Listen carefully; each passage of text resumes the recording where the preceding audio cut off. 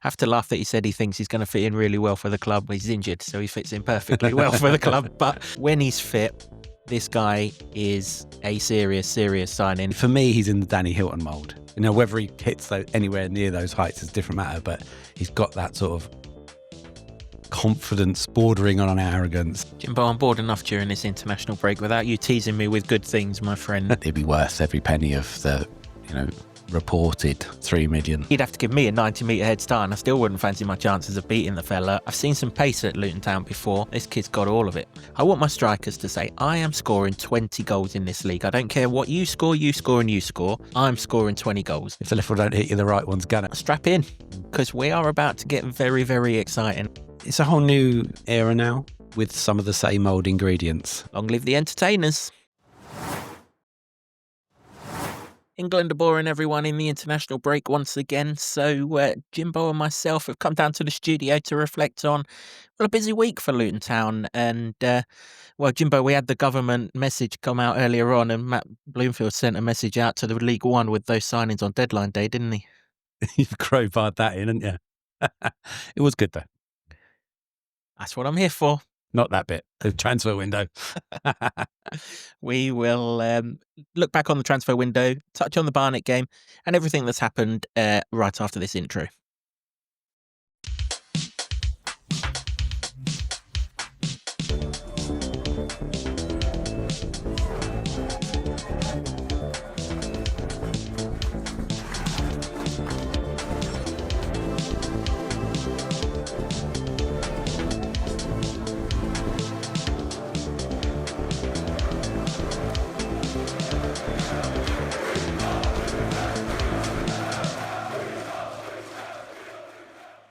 Hello everyone, welcome along to another episode of the Luton Town Supporters Trust podcast, the award-winning, longest-running Luton Town podcast, having scooped bronze in the Best Football League podcast category in the Football Content Awards. The show is in association with Solid this season, providing opportunities, provisions and assistance so our academy can fulfil their potential.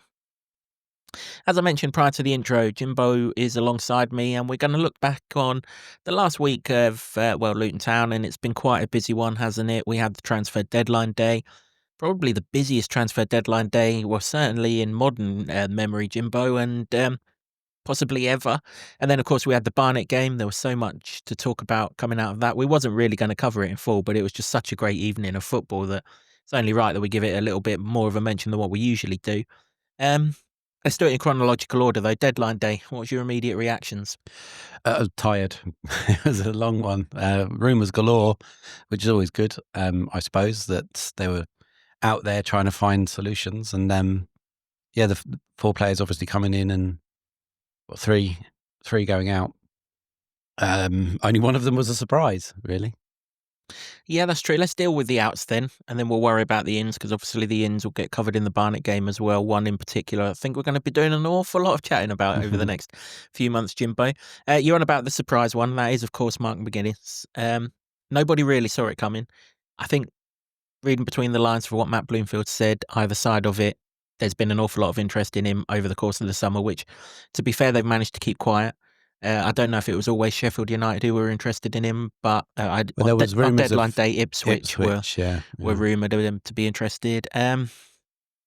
Ultimately, and we've said this plenty of times on this podcast, when you get relegated, your players are open to leave because they want to operate at the division that they've just come from, and that seems to be the case with McGuinness. Yeah, I think so. Listen, he had a very, very tough time when he came to Luton. Things weren't going well. His performances weren't of a very high standard towards the end of the season. I think he improved a lot, particularly in that 10-game block where Luton gave themselves a really great chance of staying in division. I think he did improve. But ultimately, that's probably a quarter of the season as opposed to the 3 quarters where it wasn't going particularly well. So if they could get any money back from him, then I think they'd probably have to take it.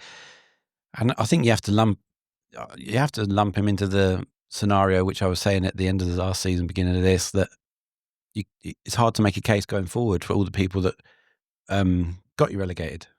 If you look at the squad now, it's unrecognisable, certainly from the Premier League. There's like 1 or 2, 3 players, I think, hanging around still from the Premier League, and then it's totally new squads, like 14 out, 14 in, I think. More out if you count the fringe players and youth team players, but if we stick to the first teamers, so it's a really massive like change job that they've had to do in the summer. And listen, the one position Luton could afford to lose players at the moment is centre half. So yeah, it was a surprise in the sense that it happened really quickly, but I hope he goes there and does well. As with all the players, don't wish them any ill whatsoever, but I think they've got more than enough adequate cover to make up for it. Yeah, absolutely. Sheffield United. Did they not see us get relegated last season to Heath Chong, Mark McGuinness, and they're bottom of the table? Well, yeah, yeah, exactly. That's. I mean, if it happens again for him, then that's a really bad knock, isn't it? Yes, that wouldn't have been my calling card. That's for sure. Listen, I'm with you. Players that were here last season, once they get relegated, you are open to losing them until the transfer window closes, and that's how it is. And if they were massively important to us, we wouldn't have got relegated in the first place, would we? So, I've not, I wasn't crying over my milkshake or anything when that came about. But yeah, I'll tell you what my reaction was when it happened. It was like, huh.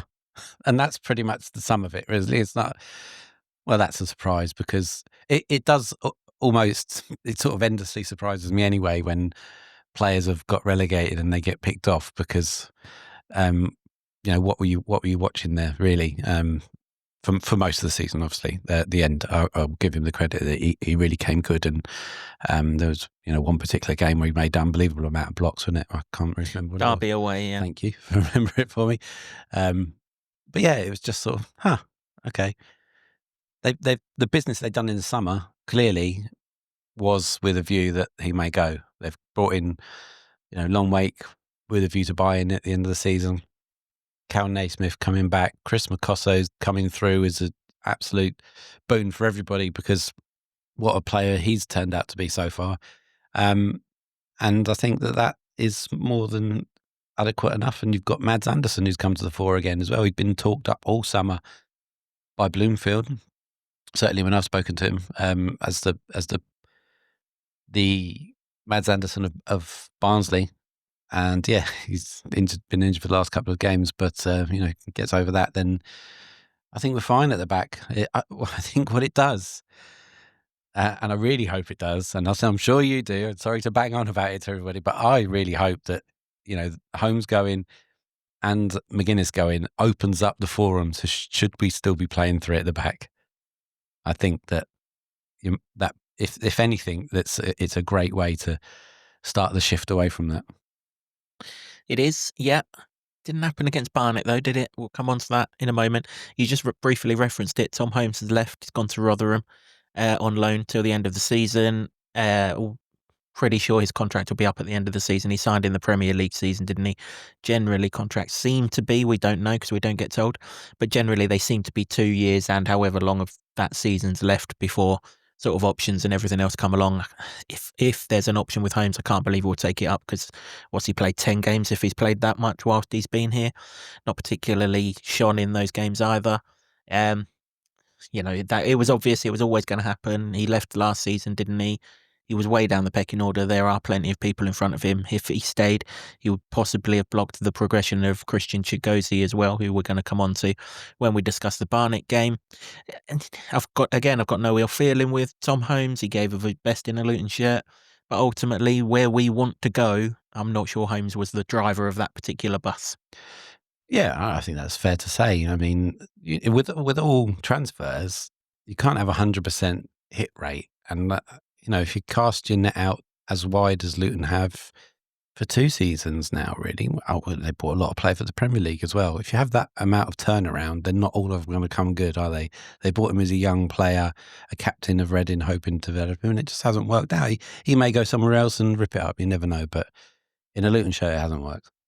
No, it hasn't. And the third deadline day exit was Cauley Woodrow, who went, well, there was lots of talk, as I said in the last podcast, that he was going on loan to Leyton Orient. A bit closer to home, went to Wycombe's, already opened his scoring account for Wycombe with a penalty on Saturday. Again, it's not something that we're particularly surprised about. He finished last season on loan at Blackburn. He hasn't been on the bench for the last couple of games. It was automatic that he was going to leave. We don't play a formation that suits Cauley Woodrow. We've never played a formation that suits Cauley Woodrow. But I've no ill feeling on him either. I know there's an awful lot of people out there that ridicule him and think he's this, that, and everything else. We don't support that. We've always been behind him. He gave us that memory against Norwich. He gave us the memory at Crystal Palace. It was his cross for the Bournemouth goal, which could have been so important for the Bournemouth winner at home. So many, in the few moments that he had in the Luton shirt, and I think we can safely say that his time in the Luton shirt's done. He's in the same boat as Tom Holmes, isn't he? He'll leave at the end of the season. In the few moments that he had on the pitch, he did enough to deliver some important moments.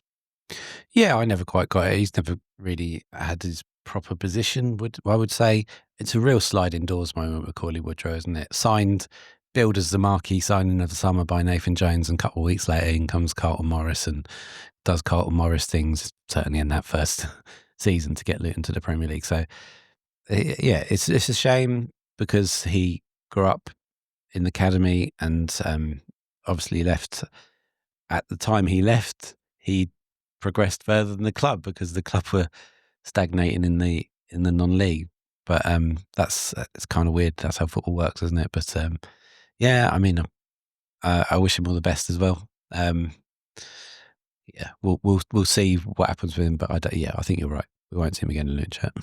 No, it doesn't make much sense for that to be the case. 30 years old anyway, isn't he, Matt Bloomfield, judging by the signings that he's made? Well, throughout both transfer windows, actually, not just this one. He looks a lot younger than 30-year-old. I know we signed Cal Naismith, but generally his signings are in the 20 to 25-year-old bracket that he can coach, mould and improve. And my word, did we get some of those through the door on Monday as well, Jimbo, because... Well, let's not do it in order because let's do it in order of potential significance. So I'm going to park Morris, even though we know what he is. What we've been calling for, or what fans have been calling for, not necessarily us, although we wanted a bit of cash to be spent, I think it's fair to say, was a statement, marquee, whatever the word is, signing. Al-Hamadi is exactly that, and I have to laugh that he said he thinks he's going to fit in really well for the club. He's injured, so he fits in perfectly well for the club. But when he's fit, this guy is a serious signing. It's been rumoured all summer. We didn't think we were going to be able to get him, largely because of this injury. We've taken a punt on him. We know what we're getting. We're getting a goal scorer at this level. And all of a sudden, Town mean business up front. Yeah, I mean, I'm really excited about this one because it was right at the beginning of the transfer window that him and Morris were first mentioned, and I know that they were trying to get them, but I think the trail went cold, certainly. And Ipswich held all the cards at the beginning part of the summer anyway because they hadn't signed anyone to come in that possibly mean that he could go out. That still happens at every other club pretty much, doesn't it? So, yeah, when we did our last record, in the week, that was still the case, and it only changed at the weekend before the Monday transfer window. So that's how it can work. But they've wanted him, and Bloomfield's wanted him all summer, and I think this is going to be a really good sign. The injury he's got is a minor calf injury. We don't expect that we're going to see him against Plymouth, but after that, yeah, hopefully we will. But it adds some serious firepower potential because in this division, he can more than cope in this division, and if he can get back to his Wimbledon form for sure, then we're in for a really exciting time. It's just, and now we've got a question of who fits into the attacking positions because we didn't have that really. We were quite comfortable that there were more than enough players to mix and match in the defence and midfield, and up front not so much. But now, yes, we've got those options. And again, if you're talking about formation changes, and the four, what was he playing at Wickham? Sorry, he's playing the three up front. That could happen now. I mean, whether it does or not, I don't know, but it offers hope of that happening. Jimbo, I'm bored enough during this international break without you teasing me with good things, my friend. Yeah, let's hope it does. We'll come on to that shortly. Yeah, look, Al-Hamadi, I mean, unlike some of the signings that we've made, he did play in pre-season for Ipswich, so he has had a pre-season. I know he's picked up a niggle with his calf, but we're led to believe that it's not too serious, and hopefully at some point this month we will see him in a Luton shirt, even if it's only off the bench, because we'll come on to it in a minute. Strikers have suddenly started scoring goals. It's amazing when another one comes in the building, what happens to the ones that are already here, isn't it? Well, with Al-Hamadi, I mean, it's a very early call, obviously, but even his persona and the way he spoke, if you saw his interview with the club, he reminds me, for me, he's in the Danny Hilton mould. You know, whether he hits anywhere near those heights is a different matter, but he's got that sort of confidence bordering on arrogance about what he can do. And that I'm up for that, because we need a striker to come in and really hit the ground running. If you think, you know, we need a James Collins who came in and scored on his debut and, you know, went wild in his first season, and you know, first full debut, I think Adebayo scored, didn't he? And that sort of thing. We need one of those strikers to come in and really own, you know, the main man role. Yeah, give me confidence, arrogance. I love it. That's what I love in sports people. Generally, they're the ones that have that edge to them, don't they? Cheekiness as well. Yeah, He seems a bit of a, you know, if he's even half of the house that Danny Hilton turned out to be, then fans are going to absolutely love him. Let's keep that litter pick off the pitch just to be on the safe side, eh? Yeah, you're right. We are going to absolutely love him. I mean, he played against us for Stoke last season, didn't he? He came off the bench sort of last 10, 15, 20 minutes and was a handful for a defence that was actually functioning at that point of the season. So there aren't going to be many League One defences that contain him. That is for sure. There aren't option to buy is a good thing as well. Oh, really. absolutely, yeah. I don't think that was officially announced, but I think that's all the reports, is an option to buy. And, you know, if he does, you know, score a hat full of goals, then it'd be worth every penny of the, you know, reported 3 million that is going around. Yeah, I saw that report from a Sky Sports journalist as well that, yeah, a loan with an option to buy, or an intention to buy, I think is the phrase. Obligation. Yeah, sorry, yeah, for £3 million. And, you know, you got to think Luton now have every chance being a championship club at the end of this season. £3 million for a championship striker is not that much in the grand scheme of things. So if that is the fee and that is what it is, then yeah, we've got a fantastic deal. Where we have got a fantastic deal, Jimbo, is, well, you've mentioned him already. I think we've both mentioned him, haven't we? It's Shandon Morris down that right-hand side. I mean, they tell me he can play down the left-hand side. I mean, to be quite honest, he can play anywhere, this kid. I mean, I wouldn't fancy him in 100-metre sprint, let me tell you, Jimbo. He'd have to give me a 90-metre head start, and I still wouldn't fancy my chances of beating the fella. I mean, I've seen some pace at Luton Town before. This kid's got all of it. Yeah, I mean, this is one equally exciting, but I've seen it now. We're waiting for Al-Hamadi, but having seen one hell of a 30-minute cameo from him, he is everything you want in a wide, or everything I want in a wide player. He will give everyone a massive head start. He will beat you. He'll go on the outside and he'll deliver a cross, or he'll win a penalty. It's exactly what he did against Barnet. And, oh, man, I think everybody, if you weren't at the game or if you didn't get to see it on TV, you're going to be so excited by this guy. He is lightning. We'll come on to that incident in a minute, but it was cold. The way he stood at the defender, said, come on then, whizzed straight past him, and you knew he was bringing him down. It was absolutely brilliant. You could tell he was bringing him down about 5 minutes before he did bring him down. It was electric. Joe, I should have got the pronunciation of this name, and I haven't, so forgive me on that. I think it's Gaboda from Gillingham. That's another one that's been rumoured for an awful lot. Probably came more and more into sort of fruition once we'd played Gillingham in the pre-season friendly. Kind of went quiet, didn't it? Because we were looking at the geezer from Colchester, whose name slips my mind off the top of my head. David. But we've gone back to Gillingham, and we've got this fella, young striker that Bloomfield obviously thinks a lot of. Gareth Ainsworth seems to think a lot of. Not overly sure. I'm taking his word for it based on his Wycombe side, but ultimately there's got to be a prospect there, hasn't there? And we sought him for a while, and we eventually got our man. I think that's what it's going to be, isn't it? You know, he will be available for the first team, but I think he's going to have to bide his time. But that's okay, because we've had this before, haven't we? We've had it with Adebayo. You get somebody from, you know, League Two, Walsall at the time, and then he ripped it up as soon as he got going, didn't he? And that's what you're buying really for these sorts of players, is potential. And Luton have got a pretty good track record of doing that in the lower leagues.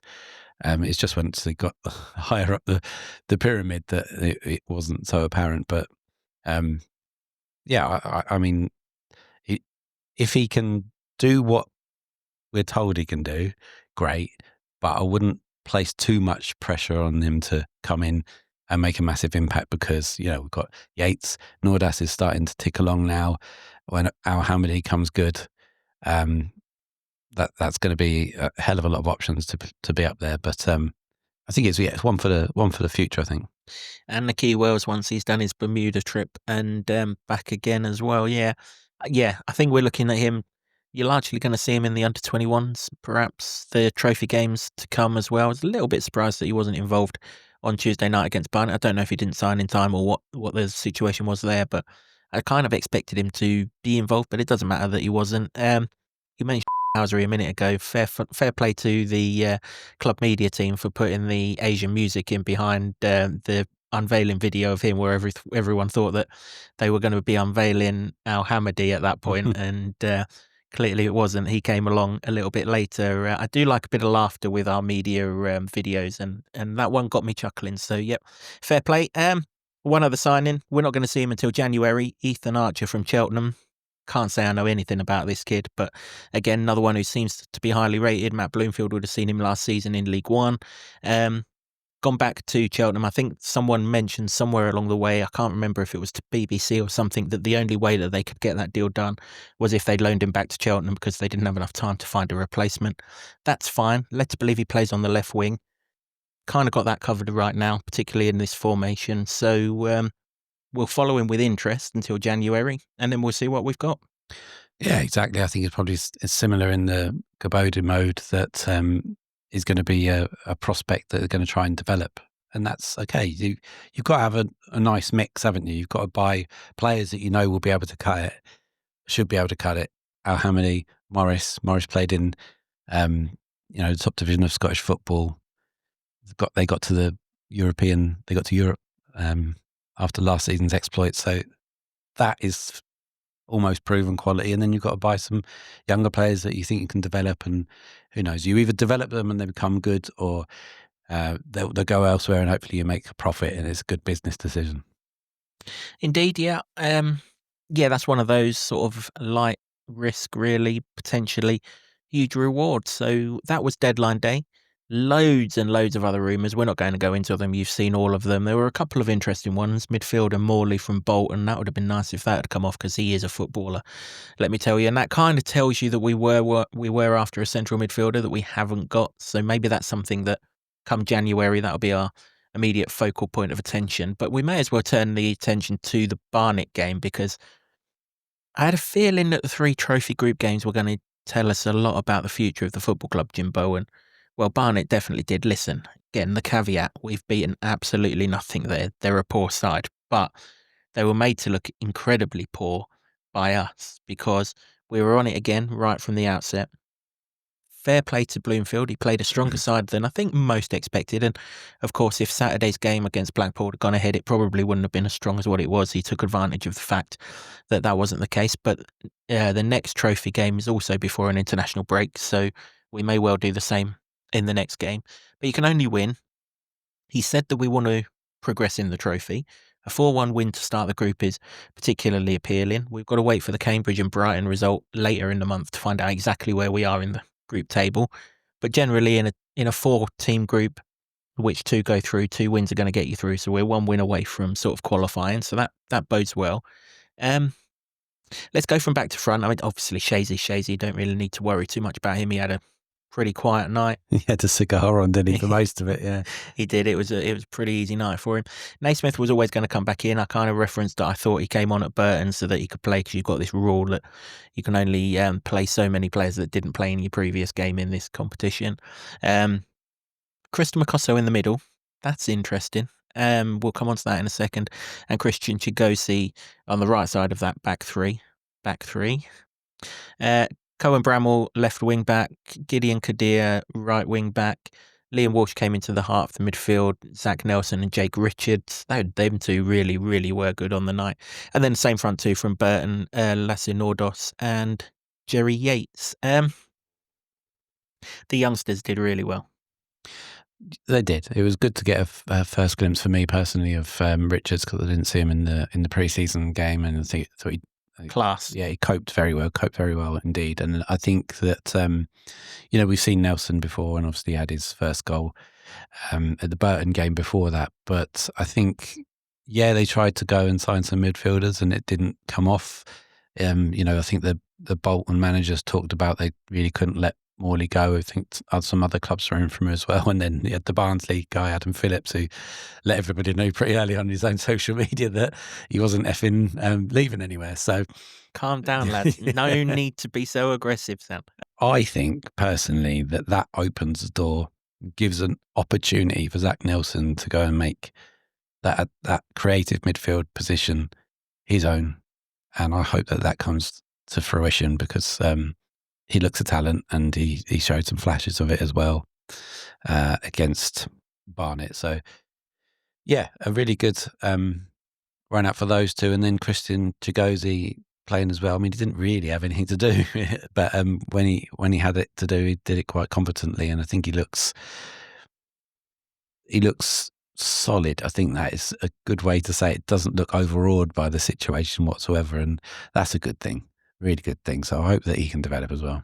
One really good header at the back stick in the second half that stopped them from having a chance. And, I mean, it was a game of two halves, really, wasn't it? I mean, we could have doubled our goal tally for the whole season, couldn't we, in that first half? It was absolute Alamo, wasn't it? It was just a siege on their goal and helped by their goalkeeper doing some questionable moves, but he got themselves out of trouble on a few occasions as well with some really good saves. Nordos on the score sheet again. I mean, that goal was just lovely. That pass from Nelson reminded me of a pass that Henry Lansbury played at Peterborough a couple of seasons ago that resulted in Danny Hilton scoring in the middle, just split the defender perfectly. As soon as he saw Kadir get on his bike, he just played that ball in. He must be a dream to play with Kadir, and obviously Morris is going to be as well. That as a midfielder, even if you overhit that pass, he's catching it. In fact, the bad pass is underhitting it. It doesn't matter how far down that line you get it, he's going to get it. And there was acres of space for him to run into. And once he's in there, you see Nordos in the box, just pick him out. He did. Tried his hardest to miss, didn't he, to be fair? He did try his hardest to miss, in off the post, but you could see the relief look on his face. Obviously, first goal for the club at Burton on the Saturday, first goal at Kenilworth Road now. You kind of get the feeling that he's ready to go now. Yeah, and he got in some very useful positions. Him and Yates could have had a hat-trick in the first half if it wasn't for some wayward finishing, and the goalkeeper, putting up some decent stops as well. I think he looked much better than I've seen him in the flesh before. I think that whatever they've been doing seems to be working. Still not the finished product, obviously, and those missed chances probably says where the next bit of work is. But as a little bit of a partnership there already, Jerry Yates and Lasse Nordos, I think it's working. And now they've scored as well. So that's all the attackers have scored a goal.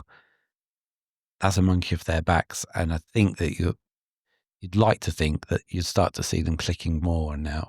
The good thing is, we kept 4 clean sheets in 6 games, league ones anyway, and that area of the pitch seemed reasonably good. I mean, even when you lost against Cardiff, it was by the odd goal, same with Bradford, but that solid foundation was fine. And then if the work in progress is trying to get the attacking players to click together, I think we're starting to see that that's where it is now happening.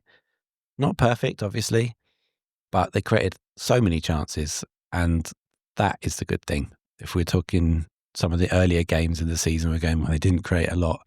In fact, Wimbledon scored a goal for them, that sort of thing. That's off the table now, I think, from what we saw anyway. It is, yeah. Again, a stress. Barnet didn't look any great shakes, but that's fine. The good thing is these teams that aren't looking any great shakes, your Burtons, your Barnets of the world, are getting put to the sword. Because in the past, teams that haven't looked any great shakes, last season, you kind of looked at Plymouth in particular, we didn't put them to the sword. And obviously, a couple of other teams in and around us, we had a poor record against last season as well. Now we seem to be putting them to the sword. Second goal was lovely. Jerry Yates' movement, I referenced it against Burton, didn't I, for that third goal. His movement is just so clever. Is way beyond League One level, his movement. And to be fair to Bramall, he's seen the run. I mean, the one thing about our blood orange shirts is you can't miss them. So he saw the run, put him through. Yates has cut back inside. He's put the defender on his arse, and there was a cross on. There was, but there was no way that was happening. He's seen Nordos has got his goal. Sorry, mate, this one's mine. And he just thumped it in the bottom corner. And at 2-0, it was a case of how many were we going to go and get? Yeah, I thought it was a really good finish, actually, because he had a lot to do. From Bramall's ball was decent for through ball to get him beyond the defence, but he still had to get in on a shooting position. The movement just to put the defender on his arse was very slick. And then, yeah, don't begrudge a striker being greedy there and going for the goal. I want my striker to be greedy. Yeah, absolutely. I mean, apart from there'll be one in a minute. The Nordos chance where he gets through and could slide it along, and Jerry Yates gave him some of the best English he probably would have heard so far, since being in the country. But other than that, in that sort of situation that Yates was in for the goal, I'd say go for it all the time. And he's obviously found the bottom corner, so that's good for him because he has obviously had to work on his fitness while playing. But you can see, and I agree with you, what you just said there about him being a bit beyond the level. But that is kind of what Luton were signing this time around, back in the in League One and League Two. Anyway, it was one of Nathan Jones's favourite phrases that players were beyond the level. And if you're going to go up, then you've got to do that to firstly go up and then stand a chance of being in the next division. We're a long way off that, obviously, but the early signs are good. They are, yeah. I've said a couple of times we're going to enjoy watching Jerry Yates in a Luton shirt, and well, time will tell just how much of Jerry Yates we're going to see in a Luton shirt. So I think we all kind of feeling that Ali Al-Hamadi will be a starter when he comes in. Certainly, if that transfer fee is to be believed, he will be, because that's a significant outlay for Luton. But yeah, no, the Nordos chance that you mentioned, or the one that you should have rolled into Yates, if he finds the bottom corner with that, no one's mentioning that at all. I want my strikers to go for goal. I watched England on Saturday, Jimbo. They never shot. Played against Andorra. They had 11 shots in the entire game. And one of the goals came via Andorra. I'm like, what is going on here? You're meant to be a team that's on about winning the World Cup. It don't shoot. I want my strikers to shoot, please. I don't begrudge him having a go, because he's on a roll, and that's confidence for you, and that's what you want to see. I mean, Yates gave him a verbal volley because he'd have had a tap in if he rolled it across. But you switch those things around. Is Yates rolling that across? Absolutely no chance. Again, I want my strikers to be selfish. I want my strikers to say, I am scoring 20 goals in this league. I don't care what you score, and you score. I'm scoring 20 goals. 3 of them score 20 goals, Luton get promoted. And it's as simple as that. And yeah, I'm all for it. I'm also all for left backs that can ping free kicks, Jimbo. And we look like we've got one. I mean, when you look at the keeper's wall, I've absolutely no idea which goal he's putting that wall in front of, but it ain't the one that he was standing in between. The wall, when you look at it from the Bobbers side of the ground, is to the right of the posts. He's literally saying to Bramall, I'm assuming he thought Walsh was going to cross it, right? Let's get that out of here. I think Walsh was assuming he was going to cross it. He probably was, but then Bramall probably took a look at the wall, 2 men in the wall. I mean, that close, it's usually 3, 4 or 5 men in the wall, isn't it? And as soon as he saw it, he just put his foot through it. There was no curl, nothing through that, because he didn't have nothing to curl it round. And they're always great when they're in off the crossbar as well, aren't they? And spectacular goal. I mean, there were sort of first goals for a club, and that was definitely it. I think we can already put that one in the shortlist for goal of the season. Oh yeah, undoubtedly. I mean, it's an absolutely great ping. And you're right, in off the woodwork, and then a nice satisfying bulge in the roof of the net is an absolute peach of a goal. He must have been 30 yards out if you account for how wide he was. Incredible shot, really. Regardless of whether there's a wall there or not, you still got to get it in. And apparently he does that quite a bit in training. But his last goal was this Boxing Day 2023 for Rotherham. So I'm not sure he's that prolific in matches. But I mean, who's going to take the ball off him now for a free kick? If the only thing I hope doesn't happen, is that I'm not placing him in the same bracket as the next player I'm going to mention, but Cristiano Ronaldo scored one unbelievable free kick and then took all the free kicks for club and country forevermore after that, and barely ever got them in, but he was always lauded for that one. So whether it was a one-off, I don't know, but all the talk is that Cohen Bramall's been picking them in training. Isn't it something like 110 free kicks that Ronaldo's taken in tournaments and he hasn't scored, and Bramall pops up with 1 from 1 in a tournament? I mean, step aside Cristiano's son. There's a new coming. Yeah, I mean, how it was only 3 at half time, I've absolutely no idea. I mean, James Shea could have been with you in the press box, couldn't he, in that first half? He's just not a factor whatsoever. Although, to be fair, in the first minute, Barnet went straight on the attack, and I thought, aye, this could be a dodgy night, but that was literally the only time they crossed the halfway line in that first half. I mean, chances came when the goalkeeper, he saved 3. He's made 3 or 4 really good saves, so he's no divine right to save, so fair play to him for that. Second half, it kind of turned into a little bit of a pre-season friendly thing. They made changes, and you kind of thought, well, they don't want to take an absolute pounding, which is fair enough, obviously. Big game for them. They probably want to qualify from this group, so goal difference was a big thing for them. So to avoid the 5, 6, 7 sort of thing, which it looked like it would have been at half time, was probably their primary aim. Our primary aim became very quickly to get some more minutes into certain players and get certain players off the pitch. Miliali came on for the last half an hour, didn't he? Morris came on for the last half an hour. What a half an hour that was. Came on at right wing back for Gideon Kadir. First thing he did, straight past the defender, put a ball in.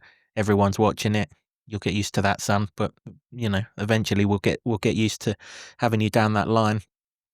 And then came the penalty incident, didn't it? I mean, as I said earlier in the podcast, he's looked at the eyes of the defender, looked him square in the face, and said, "Come on, then, let's have you." Walked past him. He was always getting fouled as soon as he went into the box. I think Miliali wanted the penalty. That weren't happening either. Skeezer scored a penalty in the Scottish Cup final. He's not taking a penalty on his debut in the Vertu Trophy. Slot it home nicely. It was a little bit like his namesake, wasn't it, actually, the way he sent the keeper the wrong way and put it in the corner. And 4-0 was probably justified on the efforts. I think if we'd come out of that with any less than 4 goals, we'd have probably have underachieved given the quality of chances that we created on the night. Yeah, probably. I mean, the last half, the first part of the second half was a bit drab, and Barnet had a couple of chances, didn't really threaten. But after that, it was all about, wow, Shandon Morris, what an introduction, what a player, and just to see the pace of him. I mean, we've seen pacey players before, haven't we? We've had in recent seasons, we've had Fred and Chio. I think he probably is every bit as fast as Chio from what I've seen, maybe even quicker. But from what we've seen in product, that is not what you could say with Chidozie Ogbeni a lot of the time. So hopefully that carries on, and it does always bode well, I think, if you have a really good first introduction in your new team's shirt, and scoring always helps as well. It's not going to be his main role, is it? It's going to be setting people up, but there's just an outball there every single time. With Kadir as well, I should say that his performance in the first half was similarly fantastic as well, doing the similar sort of thing. So they're going to have a little bit of a battle to who plays where in that regard. But that's good in our favour, because if one of them's not doing it, then the other one is going to be if the left one don't hit you, the right one's gonna, isn't it, really? So it's just a really shrewd signing that I didn't think that they would get, and they have pulled it off. So on the grand scheme of things, on the whole transfer window, you have to say well done. I would understand if anyone's sitting there going, but they haven't really, got backup for the left and the right and the defensive side. And yeah, I think fair enough. But we wanted goals, didn't we? We weren't scoring really enough. Most people were saying that weren't creating enough, and that has been addressed. And I think I'd be more comfortable going in this division in League One and going at teams, we're going to score more than you. That would be an exciting season, wouldn't it? Absolutely, yeah. The Suffolk Kevin Keegan's took over the club, hasn't he? That's for sure. Just mention a consolation for Barnet with the last header of the game. And to be fair to the geezer, he's put that right in a postage stamp, and James Shea's got no chance of reaching that, getting that away from a corner. Consolation. Barnet fans celebrated it, and fair play to them, and that's absolutely fine. But yeah, you're absolutely right with what you've just said, Jimbo, with regards to the transfer window. So the negatives, and there always has to be a negative, don't there, in life? I mean, I've got to say, I'm really, really fine. I'm really, really content with the business that was done. I was content with the 10 signings that came in earlier in the transfer window. We called for early signings. We got early signings. I was then content with the sort of August signings, Bramall and Yates. And okay, the Bramall fitness issues just minor sort of irritants more than anything else, because we saw what he can do when he does play. And I'm really, really fine with our deadline day work. As I said, I'm not that fussed that McGuinness has gone. Would I have liked to have kept him? Yeah, I wouldn't have minded keeping him. Am I particularly fussed that he's gone? No. Going to come on to someone in a minute that will probably play a more prominent role because of that transfer. But, I'm really happy with the transfer dealings. Yes, the left wing back is an issue. To people who think that we're going to play a defensive left wing back, Tuesday night told me otherwise, Jimbo. We're not playing defensive wing backs. Now, that's not to say that we're not going to play against a team who forces them back.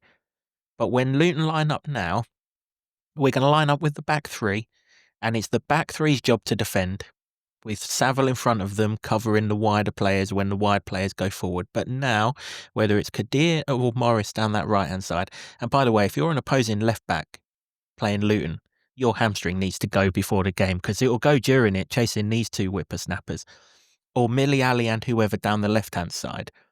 Their job now is you have to impose yourself on the opposition and make sure you're playing your football in their half of the pitch. We don't want it. Bloomfield doesn't want to see you in our half of the pitch.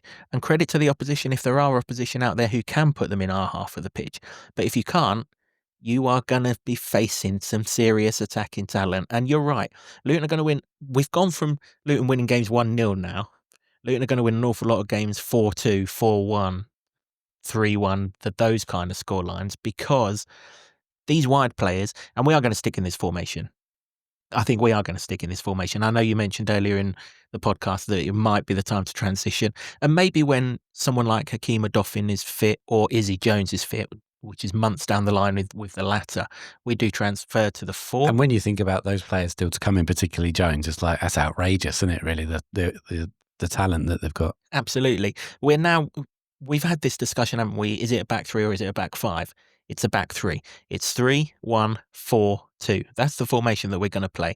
Now, it's the onus on those two wide players to make sure they're doing as much work going forward and not being pinned back. And when the opposition do pin us back, still impose yourself, and then the wide centre backs have got to go out and do the business. And that's why I was kind of interested to see Chris Makosso in the centre, because I wonder now if we're going to go in with a formation whereby, whilst we're waiting for Mads Anderson to be fit, obviously Chris Makosso plays the right side, where we have Cal, Christ, Ted and Mengi down that right-hand side, because all of a sudden, now that he hasn't left, and there were rumours that Burnley were interested on deadline day, now that he hasn't left, I think it's fair to say that everyone knows he wants to move. He wants to play at a higher level than Luton Town, and that's absolutely fine.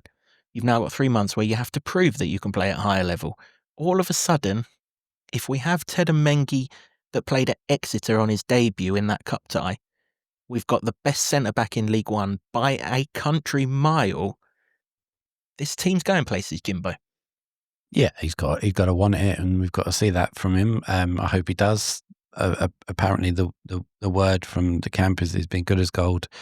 So I hope that's true, and that he comes back all firing in that mould that we saw him in when he first ever pulled on a Luton shirt. Because yeah, you're right, that would be a really useful signing. I think the Chris Makosso in the middle was to see how that would work. I don't know if it will be a permanent fixture. It might be a backup, because you would imagine Mads Anderson comes in if he's fit, and he'll play that role. And it could even be long wake, potentially. There's options there. There's plenty of options, which is why Holmes and McGuinness going doesn't really raise an eyebrow. It's fine at the back there, and I want this team to be more attacking. And I think that those two wide players that you talked about are going to be playing higher and wider, like real out-and-out wide men, considering the talent we've seen from particularly Kadir and Morris in that Barnet game, where they just went at the fullback, took him on the outside, and tried to whip a ball in. That's what you want. That's what the strikers will thrive off, and that's really exciting. So yeah, I think that hopefully it becomes less and less of an issue I think it was a talking point naturally at the beginning of the season. But if you can start creating that level of chances and putting them away against teams in League One, then I think it will sort of fade away into the background. Yeah, and me personally, I've got to sit here now and I've got to stop worrying about that ball in behind the wing backs and us potentially conceding chances from it, because that is the strategy that we're sometimes in all sport. There's a risk and reward, and we're prepared to take that risk for the reward that we get if we get it right down the other side. And if it means that we concede the odd goal, the way that we've conceded goals for the last 2 years, then so be it. If someone gets in behind those wing backs and has got a bit of pace to go past Naismith down that side, and the ball in is good and they score, then so be it. You just got to trust that going the other way, we're going to score 2s, 3s, and 4s in a game, which, as a fan, is what I want. I don't want to sit there and watch us win 1-0, Jimbo. I want. Of course, every football fan wants everything about a team to be absolutely perfect. I'm no different. But if you're having to give something up, as I said a podcast or two ago, I'd rather a formation be suited around attacking players than defensive ones. He's listened, because that's exactly what the case is now. These wide wing backs, yeah, okay, if they can do something defensively on the odd occasion when we need them to, happy days. Get down the other end of the pitch now. You've got 2 men in the box. You've got an attacking midfielder in Nelson that wants to score goals and get in the box. We've signed Al-Hamadi, who's a target man, who, is a good aerial threat. Go and beat teams. Go and put teams to the sword. Go and beat teams 6, 7 and 8 like we did when we were in League 2 and League 1. Go and entertain, and go and tell the league, we're Luton, we're here to win this league. Forget what you can do the other way. We're not bothered. We believe we're going to score more goals than what you are. That's the big takeaway from the transfer window that I think everybody should have in mind. I think that's what they've gone for. They've gone to blow away every other team, and that's an admirable position. I want that. Everybody wants that. League 1 and League 2 last time around was absolutely sensational stuff. We loved it, didn't we? Brilliant, great fun, such good entertainment, goals galore.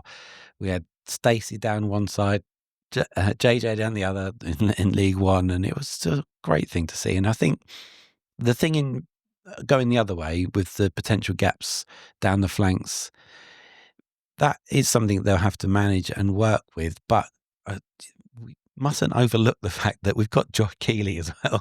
He is not going to be stuck on his goal line, not bothering to come out if a loose ball gets knocked down the flanks and one of his fullbacks needs a bit of help out. He'll be out there sweeping it into the row Z, and that is something that we haven't had for a couple of seasons as well. So that shouldn't be overlooked. No, it really shouldn't. Strap in, because we are about to get very, very exciting. That's 7 goals in 2 games. I'll stress again, we've beaten nothing, but we're going to come up against an awful lot of teams that we look like being nothing over the course of this season. And yeah, the times of going to Kenilworth Road and chatting to your mates, Jimbo, might have just left the building for a season, because football's going to be entertaining. He has preached it ever since he walked through the door. He wants an entertaining team. He wants us to go there and feel like we've been entertained and enjoy watching our football team. I enjoyed watching us at Burton. I enjoyed watching what I saw of Barnet. 2 different things. At Burton, I saw the team that is going to carry us forward. And at Barnet, I saw a glimpse of the future as well. Jake Richards' first touch is just chef's kiss, really, isn't it? Him and Zach Nelson are Luton's central midfield in 3 years' time, if we can keep hold of both of them. That's absolutely fine. There's been an awful lot of trepidation, probably the wrong word. I think it's understandable, and I think it's natural, and I think we probably indulged in some of it as well. So, and there still is reason for it, but not on the pitch now, because everything that we've called for on the pitch has been answered. We've got fast, we've got entertaining, we've got dynamic players, we've got goal scorers. I mean, crikey, if this team can't score 80 goals this season now, it's never going to score 80 goals, is it? And that's generally the ballpark that gets you promoted. And then if we happen to keep God knows how many clean sheets, happy days. If someone scores 1 against us, if they score 2 against us, we're just going to have to go and score some goals. But I think we can safely say now, we are definitely going to sit here and be talking about a lot more Luton wins than we are defeats. And that's all we want. And for Bloomfield to have done that in 1.5 transfer windows, And I think he's alluded to the fact that he's not finished in terms of where he wants it to be. We're still got areas that we want. This is something I was going to say, and I have said it before on a previous podcast. I do think that it's going to take 2-3 windows to get the team he ultimately wants, and I think in January with any luck we'll see him go back in for midfield players to strengthen that, and depending on how the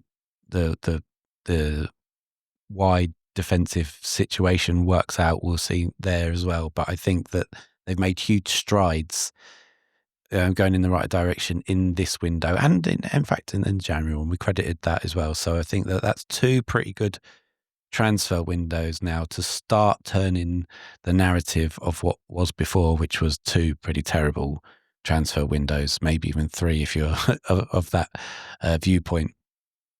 And I think that that's massively important. But it's not done yet. It's not the finished article. But if we can get anywhere near to, the free scoring, exciting Luton Town that we hope that this transfer window and the business done, and we hope what that means, then it's a pretty exciting prospect all of a sudden, isn't it? Certainly is. Yep. Go and dominate the league, Town. It's all there for you to go and dominate the league now. Go and do what... No, you're not going to do what Birmingham did. I mean, that's just stupid. They've set records that will never be beaten, but they've spent accordingly to set those records. But there's no reason why we can't do what Portsmouth did the season before and hit the front and stay out in front, because ultimately we play a similar style of football to what Portsmouth were playing. We've got their left back, their left wing back. They know exactly how it's happening. And I'll reiterate, as good as Birmingham were last season, a third of the way into the season, Bloomfield had his Wickham team above them in the table. He knows how to get this League One juggernaut going, and let's hope that the last week has been the start of that juggernaut. And another week of training ahead of Plymouth, and we'll talk about the Plymouth game when we do the preview for it. But everyone going to Kenilworth Road on Saturday should be going there with their shoulders raised a little bit, their chest pumped out, looking forward to what they're going to see, because we should now be seeing some really good games of football. Because even the teams that come here, and Plymouth won't be one of those, but even the teams that come here and shut the shop up and try and do a Wimbledon, well, you've got to keep Morris quiet for 90 minutes, or a combination of Morris and Kadir quiet for 90 minutes. And if you can keep him quiet that side, well, guess what? We'll go the other side. You can try and keep Millie Ali quiet for 90 minutes. Well, even if they do that, I think that if you manage to stifle the wide men and maybe play a low block, which means they don't have the space to run into, but then Zach Nelson's got the space to move into in front of the defence. And I think it's definitely a plan A and a plan B situation, maybe even a C. Plans. Nice, isn't it, eh? Long time in coming. But yep, they're all there. Just to finish off then, Jimbo, I mean, I think we're going to look back on this week, not just at the end of this season, but maybe at the end of seasons to come, because these signings are going to be here for a while, assuming we can keep hold of them. And if we do get promoted, which is the end game this season, I know that no one's come out and done a Rob Edwards and actually stressed it, but, you don't have to be Albert Einstein to work out that we want to get promoted this season. If we get into the Championship, all of these players that we've signed have come from a lower level. They'll be absolutely happy as Larry to be playing in the Championship, won't they? So we won't have this Mark McGuinness situation where first sign of a bid coming in, we've got to sort of listen to it. I think it's a big week for the club. Yes, there are still positions that we haven't got 2 men in for every single position, but there are salary cap rules and everything else in this league that you have to abide to. And I go back to what I said a couple of podcasts ago. Load the strikers, load the attackers, and don't worry about the defenders. Let's go and win some games of football, because we ain't won many, have we? What have we won? Something like 20 in the last 2 seasons. Let's beat that this season. Yeah, exactly that. I think even if you're thinking about defenders, I know it's a long way off yet, but you've still got JJ to come back from a defensive point of view, and that could be this division could be a big opportunity for him when he does get back. So there's those things really, if you're thinking about, backup or competition, which isn't there at the moment, but yeah, I mean, don't worry too much about that. I wouldn't want to be, and I said it in the previous one. I don't think we need to be that worried about loading up defensive positions to try and stifle other teams. Not when they've done this business, and it is really, really good business actually. And I think that it's Luton of old. I think it's got back to that. They found a way to uncover young or hungry players. That was always the mantra under Stilley and under Nathan Jones. Young and hungry players. Now, I think that they've got that all over the place, even with Al-Hamadi, because he didn't have a great time at Ipswich. And he said it himself in his club interview when he first signed for Luton that, I think he's got some stuff to prove because he had such a meteoric rise to go from League Two to the Premier League. And I think that he can do that here. But then you've got, the young players that we've already talked of that may be development prospects at the moment, but they will have that chance to impress, like Gabodi and Archer, of the new signings that came in and transferred deadline day anyway, and plenty in the category that came in the summer before that. So I think people should be, pretty happy with that. It won't be perfect, but don't focus on the little 10%, 10-15% that wasn't perfect. They were obviously trying. Focus on all the good stuff that they've got going on at the moment. I think that it should. I really hope it starts to sort of turn the feeling back to the feel good factor. Yeah, me too. And that's obviously a narrative that we'll all follow over the sort of coming weeks. I mean, they've appeased everyone, haven't they? They've appeased the people, probably like myself, to be honest, who wanted us to return to the Luton way, the way that we did under Nathan in this division the last time around. And they've also appeased the people that seen that we've got parachute payments, seen that we've coined in an awful lot of potential money from transfer fees this summer from Tello Asgard, from Mark McGuinness, from Tahith Chong, from Alfie Doughty, from Carlton Morris and everyone else. And they've spent it. Okay, we don't know exactly how much they're going to spend on Al-Hamadi, but the 3 million figure is out there with a Sky Sports journalist. It's a reputable assumption to make that even if it's not quite that much, it's in that ballpark. So they've spent money. They've spent a 7-figure fee that we've mentioned that BBC Sport reported about Jerry Yates. It was supposedly £1 million for Josh Keeley as well. So let's just add those up. That's 5 million quid. It's quite a spend in League One, and that's before we even worry about all the others that have come in, like your Morrises and everyone else that we've paid lesser amounts for over the course of the season. So they've spent. They've got young, hungry, up-and-coming future stars. Yeah, I think now, now everything on the pitch now has to be judged not necessarily on results. Of course, football fans will judge everything on results. On entertainment value now, have we been entertained on a Saturday afternoon? If we've lost the game 3-2, yeah, okay, that'll be a bit of a pain in the arse. But we're going to lose games. But was it entertaining? Do you want to go back next Saturday? Are you looking forward? Are the weeks suddenly paling into going quickly again? Or are they going to carry on being a drag like they were last season, weren't they? I mean, it's like, sorry, other way around. Are the weeks going quickly because we weren't enjoying the football, or are they going to be a drag because we want to go to the football? Been a while since they've been a drag. I think we all want a return to that, and it has to be a whole change of mindset as well, which sometimes takes longer to come along, even though the intent and the evidence is there. Well, we're used to losing, aren't we? Yes, and that damages people's confidence and that damages people's enjoyment. It damages everything. Nobody wants that, and we'd had so many years of pretty good results. The first season of the Championship withstanding. Other than that, it was. I mean, even that was on the up and up from the previous season. It's a whole new era now, but with some of the same old ingredients, and I think that's a good thing. Yep, I agree. Let's get used to winning Town, because you've got all the ingredients there to go and win lots of games of football, and I'm looking forward to seeing how we progress from here on in. Should just say on Saturday as well, results were kind. Stayed 7th in the table despite not playing. No one above us really won. I know Doncaster went second, but they were playing Bradford, so someone above us had to do the business. Obviously, Cardiff didn't play, Barnsley didn't play, and the likes. But generally, we haven't lost any ground on Saturday. There was a potential that we could have lost some ground, and we could have been going into the Plymouth game sort of 10th, 11th, 12th, and having a bit of work to do.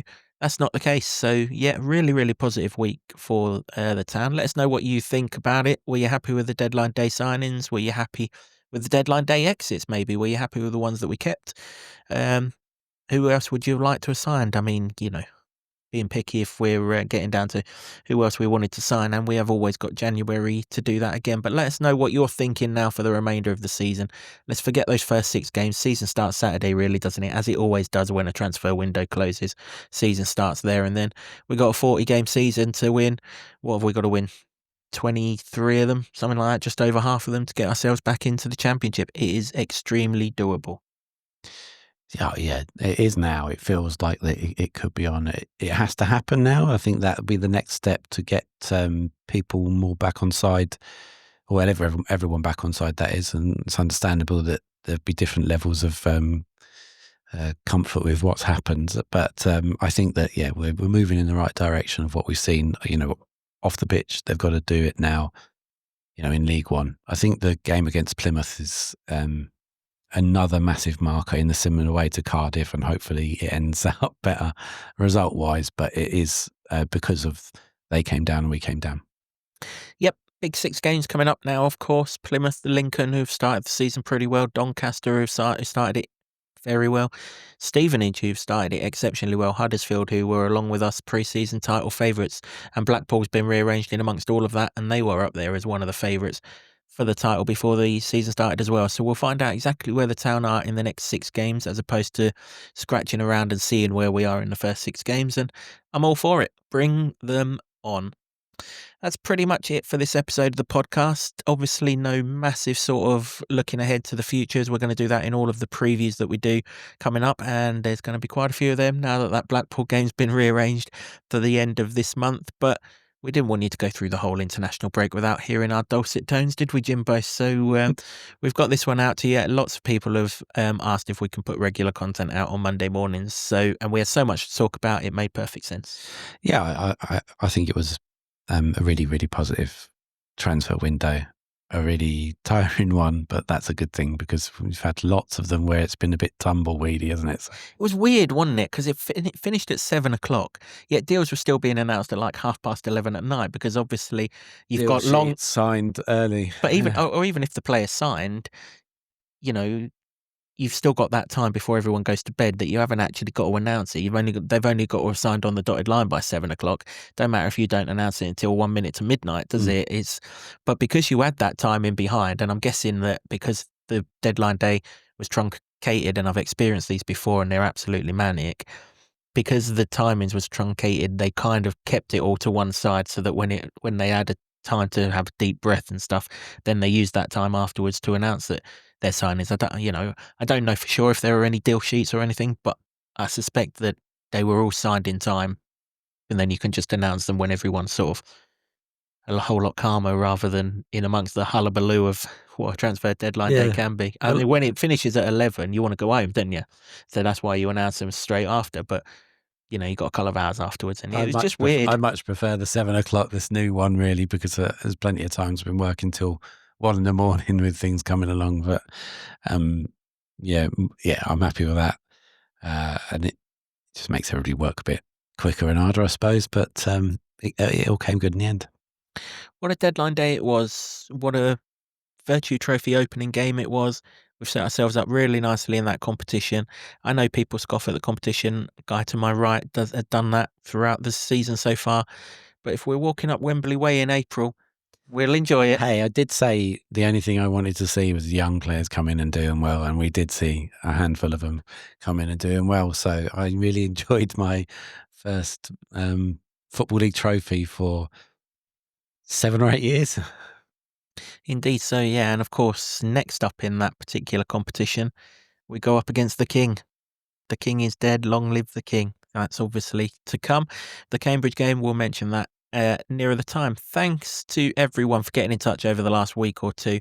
Obviously, we overran with our last podcast, which we kind of apologised for, but there were a lot of talking points and a lot of subjects that we had to cover. Thanks for all of your messages with regards to those. We really, really do appreciate it. Thanks, however it is that you've consumed this podcast, whether watching us on YouTube or listening via the audio offerings. We appreciate your support right throughout the course of the season. We'll be coming at you thick and fast over the next week, months, and, well, for the rest of the season. Thanks also to the folks at Marsh House, the proud new home of the Luton Town Supporters Trust podcast, and to Sean Grant and the Wolfgang for our intro music. And until next time, which will be a preview of Saturday afternoon's game at home to Plymouth Argyle, long live the entertainers.